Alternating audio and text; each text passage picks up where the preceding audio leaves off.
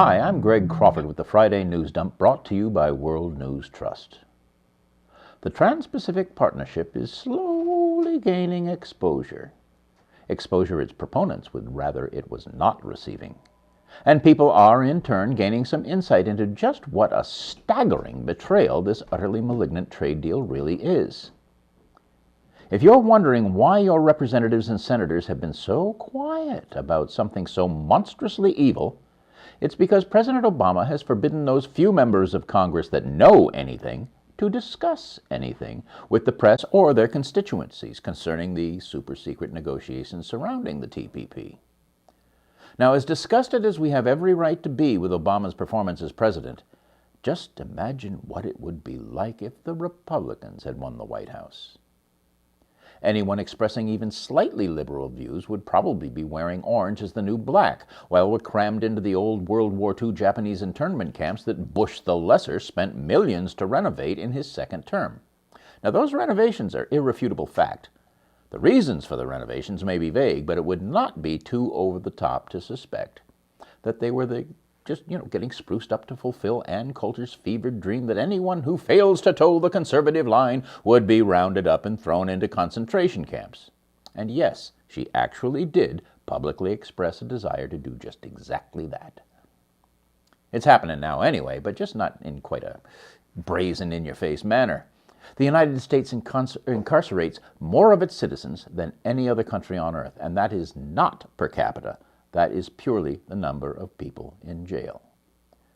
The contractual obligations in terms of filling cells that states owe to private prison companies like CCA is a diseased phenomenon that is most certainly contributing to the explosion in the prison populations. States that fail to send them enough prisoners have to pay for those beds anyway, plus a penalty. See what happens when you let the acolytes of Ayn Rand have their way? Now, like the tentacles of a tumor, the corporate usurpation of government functions is something that should scare the living shit out of everyone capable of rational thought. That, of course, excludes Fox News viewers, but their opinions might change once they're the ones getting deloused with a fire hose and then assigned a big, horny cellmate who's not picky about gender. The carcinoma that is corporatism is mounting a full-court press to crush the last remnant of democracy in this country. And the brain-dead morons that screech the loudest about freedom and liberty are helping them do it. The treasonous corporate coup d'etat of our representative democracy is largely fait accompli, if you'll forgive all the French phrases. The Trans-Pacific Partnership just codifies the rules that the corporatist wrote with zero input from the people that will be directly affected by them. Now, the North American Free Trade Association, or NAFTA, that Slick Willie Clinton shoved down our throats, already allows corporations to sue sovereign nations if they pass laws that might result in reduced profits for the corporations doing the suing. And both Canada and Mexico have already lost suits brought against them for that very reason. But the TPP will finally do away with the annoying inconvenience of having to file suit in any given country's courts. Such litigation will be adjudicated by corporate lawyers in secret courts. And here's the cherry on top. There is no provision for appeal of these decisions. Franz Kafka isn't getting much rest lately, what with all the rolling over in his grave he's been doing. And as much as I detest them, Republicans cannot be the only ones blamed for this travesty, though this mutant monstrosity was initiated during the Bush regime. Our supposed Democratic president is pushing for fast-track authority to approve the TPP without congressional review or amendments. And a frightening number of Democrats in both houses are just fine with that.